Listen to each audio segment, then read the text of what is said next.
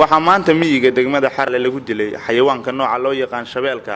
shabeelkan oo dadka miyiga Xarale ku nool walaac xoogan ku abuuray ayaa dhaawacyo u geystay 3 qof oo haatan lagu dabiibayo isbitaalka Xarale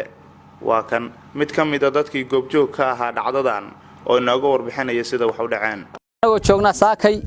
yaan halka qayla keenay reer inuu soo weerareeso reer bu soo weerar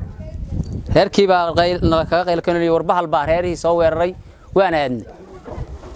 aaditaankan aadnay oo goobaynay geedu gal meel dhir u galay dhirtii niman baan aaday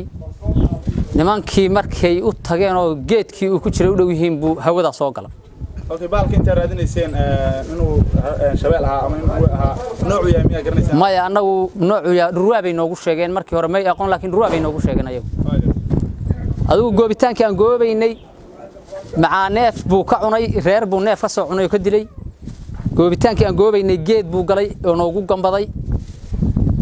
meeshii aan marayno soo booday buu wiil ku yiro ku dhagay wiilkii adigu sidirqiyaan uga fujinay waa ku soo orno ka fujinay isniri nin kale misna dhaawacay intuu ceyrsaday buu nin kale dhaawacay kii mid saddexaad buu misna intuu ceyriyay buu dhaawacay waa uu dagaalamay oo aad buu noola dagaalamay oo isniri aad qabataan asoo nolosha aad ku qabataan aad buu noola dagaalamay wiil kale uu naga dhaawacay adigu bahalkan marka aragnay inuu wax nagala dhacayo inuu si fiican isku raacin ugu dambeyn isku duwaha wasaaradda deegaanka cimilada iyo horumarinta reer miyiga aadan jaamac xirsi ayaa kormeer indhaynayna u yimid goobta falkan ka dhacay xirsi ah isku duwaha wasaaradda deegaanka iyo isbeddelka cimilada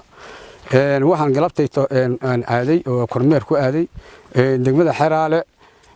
ayadoo la sheegay bahal dilaa ah oo shabeel la yiraahdo oo degmadii dadkii miyiga jooga soo dhaxgalay oo markii raadkiisa arkeen qaadeen raadka iyagu hayaan bi 3 meelood ka kiciyeen man afraadkiina dadkii weerar ku soo qaaday 3 nin buu dhaawacay 3 nin dhabarkaas ka qabtay labana gacan ku qabtay adoo hadal iyo dhamaantii 3 nin baa ugu daran ninkaasna caabud waaq baa loo qaaday labadii kalena waa joogan markaan weydiiyay dadkii deegaanka warbahalkan ma kaligiisba mool buu joogi jiray mise dool buu ku yimid waxa la sheegay inaan hadda ka hor aysan dhicin bahalkaas oo kale deegaanka inuu soo galo ama lagu arko markaas waxa noo wareysay maanta oo taariikhdu tahay 11 bisha 6 2021 baan maartay bahalkaas ma noogu yimid meesha dhibaatadaas uu geystay asagina waa dilay Xuseen Cali Xuseen Dalsan TV Xarale